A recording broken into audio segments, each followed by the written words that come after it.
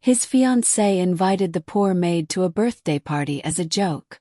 She walked in wearing a stunning dress. Trust me, you won't forget this one. Billionaire. A party full of New York's wealthiest people. And a poor maid who scrubbed floors for a living, holding her 3-year-old daughter in her arms, walking through the front doors of the most exclusive birthday celebration of the year. Everyone stopped. Glasses froze mid-air. Jaws dropped. But here's the thing nobody in that room knew yet. That maid. She wasn't just any woman walking through that door. And that little girl in her arms. She was about to change everything. Every single assumption, every cruel laugh, every whispered joke that started this whole night. What happened next made grown men cry. Welcome back, beautiful souls. If this is your first time here, we are so glad you found us. This channel is your home for the most emotional, heartwarming, and deeply human stories that remind us what truly matters in this life. Before we dive in, drop a comment right now and tell me, where are you watching from today? What city, what state, what country? I genuinely love reading every single one of your responses. Now, what you're about to hear is a story about cruelty, dignity, hidden identity, and a love so powerful it survived every attempt to destroy it. There are twists in this story that I promise you will not see coming. Get comfortable, because this one is going to stay with you. She was the invisible woman in a mansion full of mirrors, and nobody bothered to look twice. Her name was Clara Simmons, 32 years old, a single mother. And every morning at 5:45 a.m., she quietly let herself into the back entrance of one of the most breathtaking penthouses in all of Manhattan. She didn't take the front elevator. She never did. There was an unspoken rule. Actually, it wasn't even unspoken. Victoria Hargrove, the fiancée of billionaire real estate mogul Daniel Hargrove, had made it very clear on Clara's very first day. Service staff uses the back entrance. Always. Clara had simply nodded, tucked her bag under her arm and got to work. That was 18 months ago.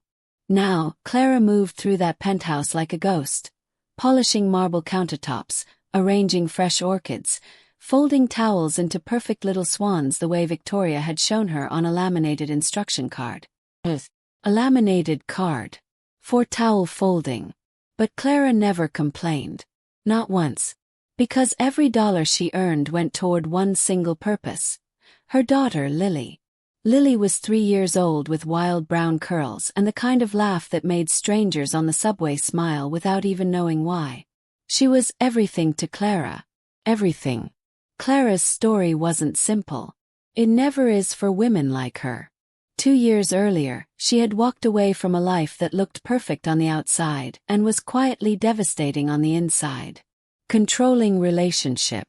A man who told her she was nothing. She'd left with Lily, a single suitcase, and a phone number for a women's shelter in Brooklyn. She'd rebuilt herself from absolute zero. The maid job came through a staffing agency. The pay was decent by New York standards for domestic work. Not enough to feel comfortable, but enough to keep Lily in daycare, keep the lights on in their tiny apartment in Queens, and save just a little each month. Daniel Hargrove, the billionaire whose penthouse she cleaned, was rarely home during her morning shifts. He was 35, tall, always in a rush, always on the phone. On the rare mornings their paths crossed, he was unfailingly polite. Not in a showy way. In a quiet, genuine way that Clara noticed because it was so different from how Victoria treated her.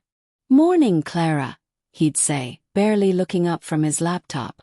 But he said her name. Victoria usually just said you or snapped her fingers. Clara told herself it meant nothing. He was engaged. He was a billionaire. He lived in a different universe. She was the woman who folded his towels into swans. But then one Thursday morning something small happened. Something so small that Clara almost didn't think about it afterward.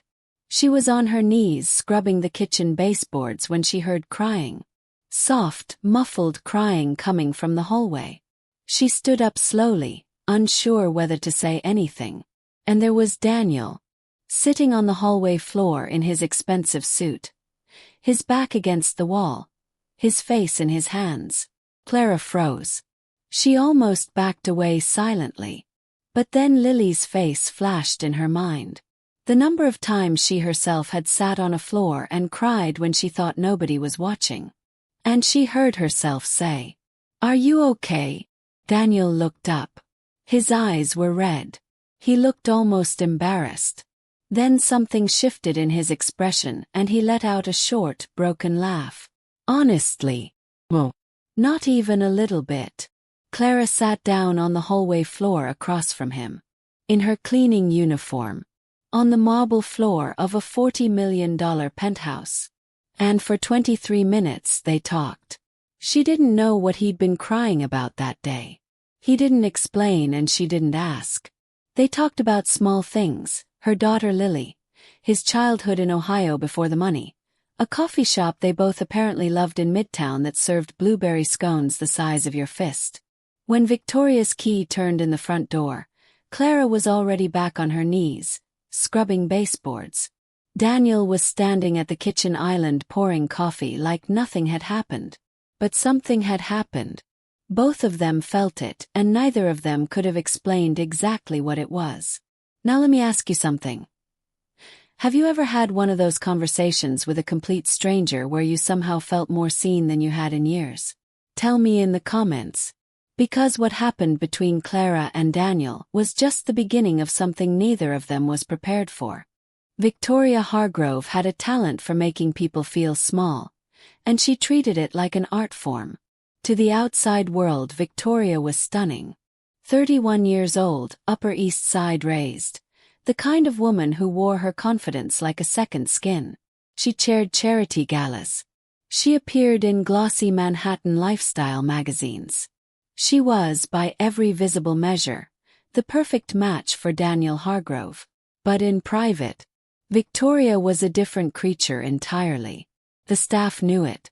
The doormen knew it. The dry cleaning delivery guy knew it. Anyone who existed in a service role around Victoria Hargrove knew the specific feeling of being looked through rather than looked at. Clara knew it better than anyone. In 18 months of working in that penthouse, Victoria had never once asked Clara how she was doing. Had never acknowledged Lily's existence, even when Clara mentioned her daughter once while explaining a scheduling change. Had never said thank you, not once, not in a year and a half. But Clara kept her head down. She needed the job. What she didn't know, what she couldn't have known, was that Victoria had noticed the hallway conversation. She hadn't seen it directly. But one of the building's internal cameras covered that hallway angle, and Victoria checked those cameras sometimes.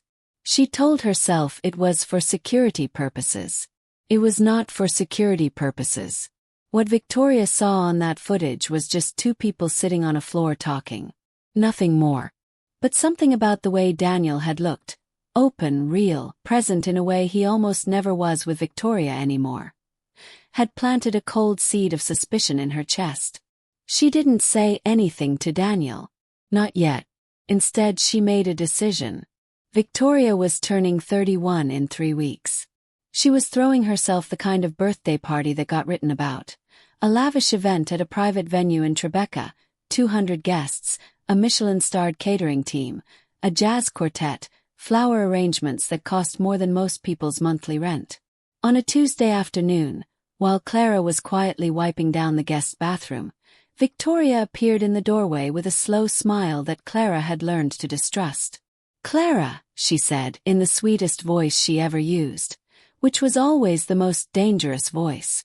"I want to invite you to my birthday party." Clara looked up, genuinely confused. "I'm sorry. My birthday. 3 weeks from Saturday. At the Aldrich in Tribeca." Victoria leaned against the doorframe. "I think it would be lovely if you came. Bring your daughter." Clara stared at her. In 18 months, Victoria had never offered her so much as a holiday bonus. "That's very kind of you," Clara said carefully. Victoria smiled wider. "Of course. Consider it an open invitation." She left the room. What Clara didn't know What made her stomach would have turned to ice if she'd known was that Victoria had been texting her friend group at the exact same moment she made that invitation. The messages were already flying. I invited the maid to my party. Oh my God, you didn't. She'll probably show up in her uniform. This is going to be iconic. Victoria put her phone in her pocket, still smiling, and went to choose her birthday dress. Across the city, in her small Queen's apartment that night, Clara sat on the edge of her bed with Lily asleep in the next room. She turned the invitation over in her mind. Something felt wrong about it. Victoria had never been kind without a reason. But Clara was also so exhausted. Exhausted from working, from worrying, from always bracing herself, that a small, stubborn part of her thought, "Why shouldn't I go? Why should I keep making myself small?" She thought about the hallway floor. She thought about Daniel saying her name every morning. She thought about Lily's laugh and her own reflection in the mirror, a woman who had survived things that would have broken someone else, and she made a decision. She was going to that party. But not the way Victoria expected. What would you do if you were in Clara's position? Would you have accepted that invitation, knowing something felt off about it? Let me know honestly in the comments, because what Clara did next took more courage than most people ever find in a lifetime. What Victoria planned as a punchline was about to become the most important night of her life, just not in the way she imagined. Clara had a secret. Few of them actually. Before the controlling relationship. Before the shelter in Brooklyn. Before the maid service and the Queen's apartment and the laminated towel folding card. Clara Simmons had a different life. She had grown up in Charleston, South Carolina, in a family of modest but proud means. Her mother had been a seamstress of extraordinary talent, a woman who could look at a photograph of a gown and reproduce it from memory with her own quiet improvements. Clara had grown up in a room full of fabric and thread and the sound of a sewing machine running late into the night. She had inherited every bit of that gift. For 3 years before Lily was born, Clara had worked as an assistant designer at a small but respected fashion house in Atlanta. She had sketchbooks filled with designs. She had a quietly brilliant eye for cut, for drape, for the way fabric moved on a human body. When her life fell apart, she had packed those sketchbooks into the same suitcase as her daughter's baby blankets. She had never stopped sketching. Late at night, after Lily was asleep, she would sit at their small kitchen table and draw. Dresses, coats, silhouettes she saw in her mind. It was the one private world she never let anyone take from her. And now, 3 weeks before Victoria's birthday party, Clara opened the box at the back of her closet. Inside was fabric. Rich, deep midnight blue silk that she'd bought years ago and never used. Fabric she'd carried from Atlanta to Brooklyn to Queens because she couldn't bring herself to leave it behind. There were tools. Pins, a seam ripper, her mother's old measuring tape with the worn edges. And there was a sketchbook, open to a page with a dress she'd drawn almost 2 years ago. A gown. Floor length. Simple in architecture but devastating in effect. The kind of dress that didn't need embellishment because the cut itself did everything. Clara looked at that sketch for a long time. Then she looked at Lily, asleep on the couch with a stuffed elephant tucked under her chin. She threaded her mother's old sewing machine, the one thing besides Lily she'd refused to leave in Atlanta, and she began. For 2.5 weeks, every night after Lily went to sleep, Clara worked. Her fingers remembered everything her mother had taught her. The fabric moved under her hands like it was cooperating, like it understood what it was supposed to become. She also made something for Lily. A tiny matching sash in the same midnight blue. Because if Clara was going to walk into that room, her daughter was walking in beside her. The night before the party, she finished. She hung the dress on the back of the bedroom door and stood looking at it for a long time in the quiet apartment. Lily toddled up beside her, pressed her small face against her mother's leg, and pointed at the dress. "Pity," Lily said. "Mama, pity." Clara picked her daughter up and held her tight. "Yeah, baby," she whispered. "We're going to be pretty." Now, the night of the party.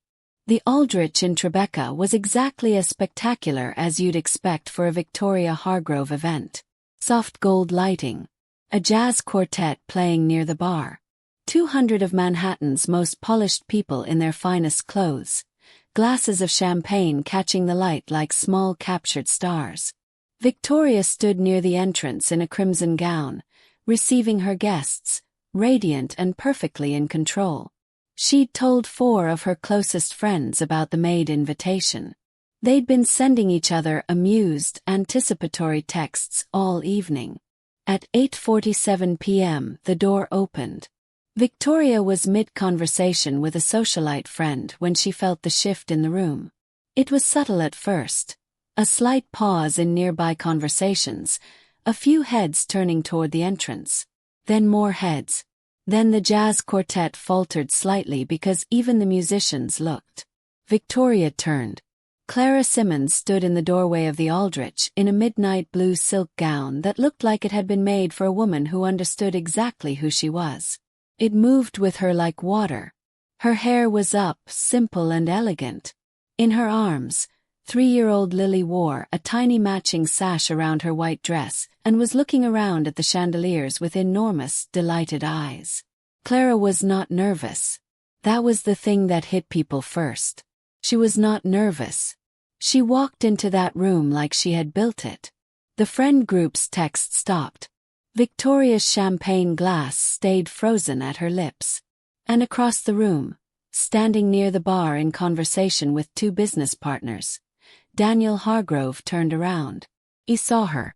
And something happened in his face that Victoria, from 20 feet away, saw with perfect, terrible clarity. He recognized her.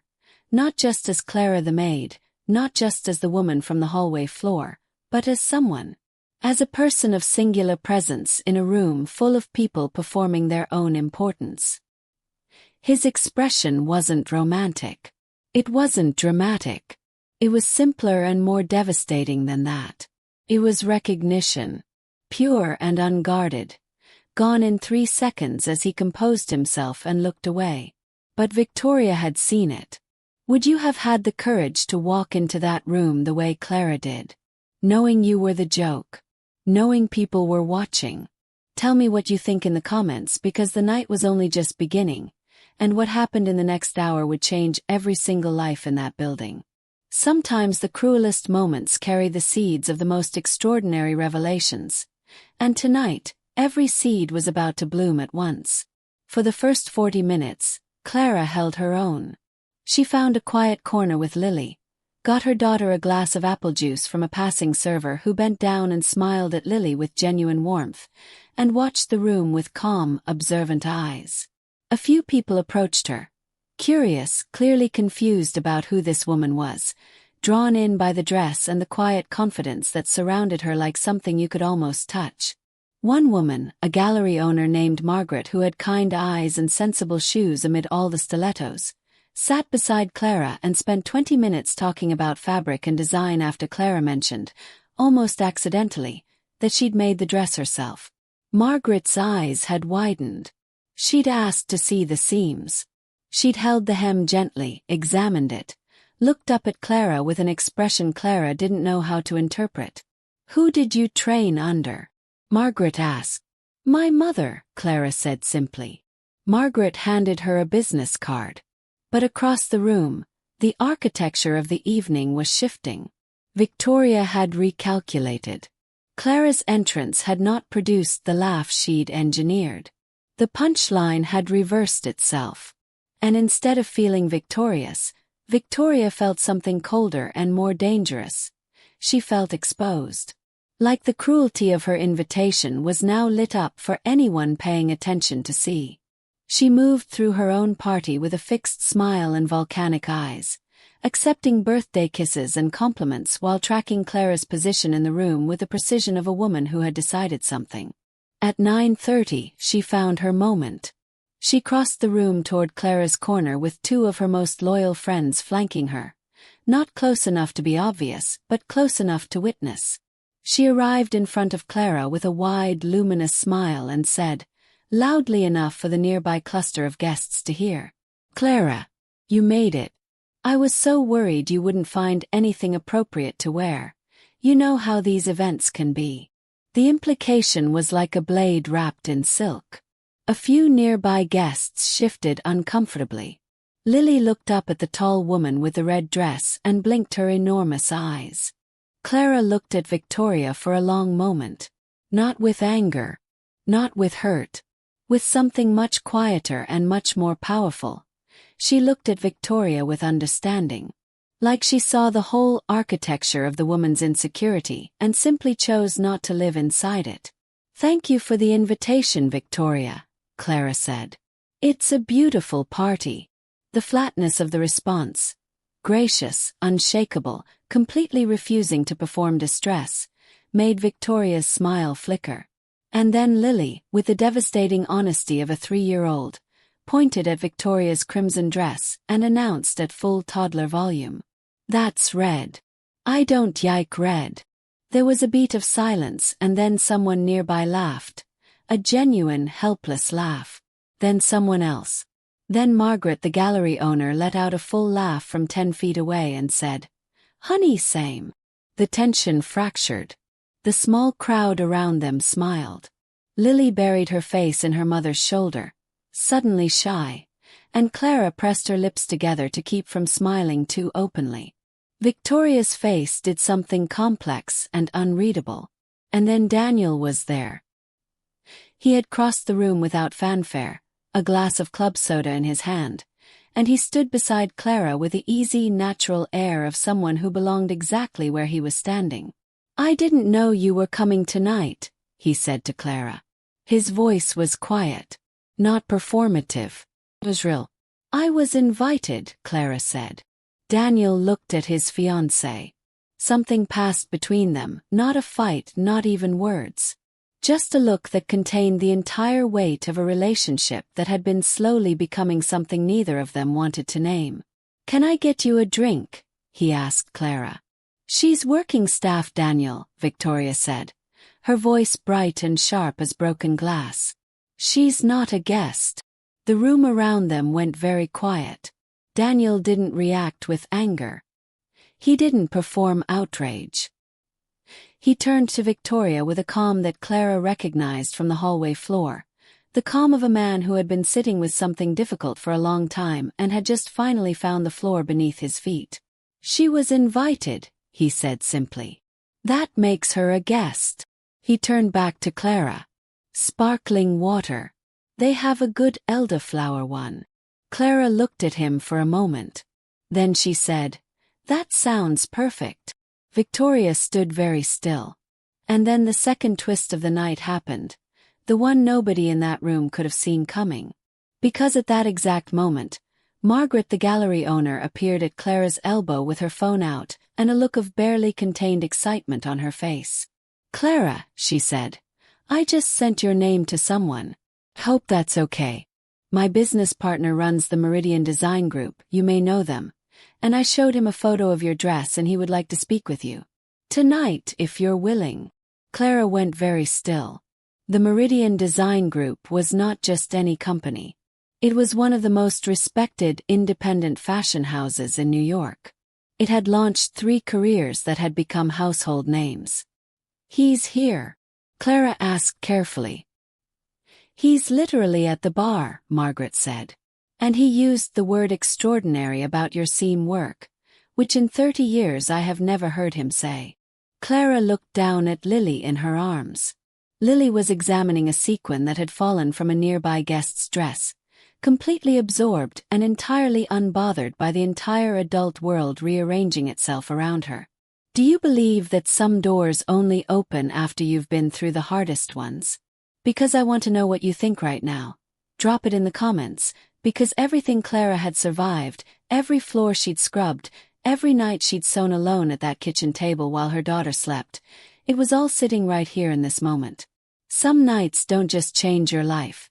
They reveal the life that was always waiting for you." Clara asked Margaret to give her 5 minutes. She found a quiet alcove near the side of the ballroom, set Lily down on a velvet bench, and knelt in front of her daughter. Lily was still examining her sequin treasure with intense 3-year-old focus. "Lily, baby," Clara said softly.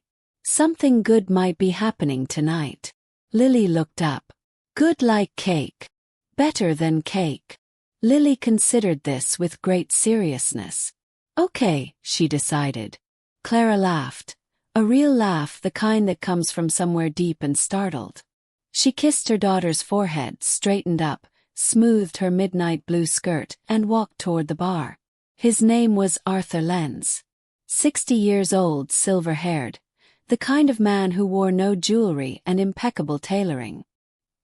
He was standing at the bar with his jacket open and the quiet, self-contained energy of someone who didn't need a room to know he was important. He looked at Clara as she approached, not at her dress first but at her face, as if he was already reading something. "Miss Simmons," he said, extending his hand. "Margaret tells me you made what you're wearing tonight." "I did," Clara said. "From scratch. Pattern and all. From a sketch I made 2 years ago." Arthur Lenz tilted his head slightly. "In what context do you work currently?" Clara met his eyes without flinching. "I work as a domestic housekeeper." He nodded. No judgment. No flicker of surprise. "And before that? Assistant designer. Hammond and Reese in Atlanta. 3 years before my daughter was born." Something shifted in his expression. "I know Hammond and Reese. Good house. Serious work." He paused. "What happened?" "Life," Clara said. "The specific kind that knocks you sideways. But I kept sketching." Arthur was quiet for a moment. Then he said something that Clara would remember for the rest of her life. "I have been in this industry for 38 years and I have a very simple philosophy. I don't care about your resume. I care about what your hands know how to do and whether your eye has a true point of view." He glanced at her dress, at the seam running along the bodice, at the way the fabric fell. "What I'm looking at right now has a point of view. Strong one. So I want to ask you something honestly, and I want an honest answer." He looked back at her face. "Do you still want this?" Clara thought about every night at the kitchen table. Every sketch in every book in every apartment she'd lived in since Atlanta. Every time she'd told herself the dream was on hold. Not gone, just on hold, while she rebuilt the rest of her life piece by piece. "Yes," she said, quietly, completely. "Then come to my studio Monday morning. 9 o'clock. Bring your sketchbooks, all of them." Clara nodded once. Her eyes were burning but her voice was steady. "I'll be there." Now, across the room, the rest of the evening was finding its own resolution. Victoria and Daniel left the party early. Not together in spirit, though they walked out the same door. The ride home was quiet. The conversation that followed, the one that had been gathering weight for months and had finally become too heavy to carry, lasted most of the night. It was not cruel. It was honest. Sometimes honesty is the most compassionate thing you can offer someone, even when it ends something. By Sunday, Daniel had moved into a hotel. It was Clara who heard the news secondhand. Not from Daniel himself, but from the building's front desk manager who mentioned it quietly when Clara arrived Monday morning for what turned out to be her last shift at the penthouse. She was folding the last of the guest towels when she heard footsteps behind her. He turned. Daniel stood in the kitchen doorway. He looked tired. Real tired, the kind that has nothing to do with sleep. He looked at her for a moment. "I heard something good happened for you at the party," he said. "With Arthur Lenz." Clara nodded slowly. "Word travels. It does in this city." Small pause. "I'm glad." Clara looked at him. This man who had said her name every morning, who had once sat on a hallway floor and told her about blueberry scones in Midtown, who had handed her an elderflower water in a room full of people watching to see what he would do. "Are you okay?" she asked. Like she had in the hallway. The same words. Something moved across his face. He laughed softly. "Honestly," he said. "Not yet. But I think I will be. Clara smiled. Yeah, she said.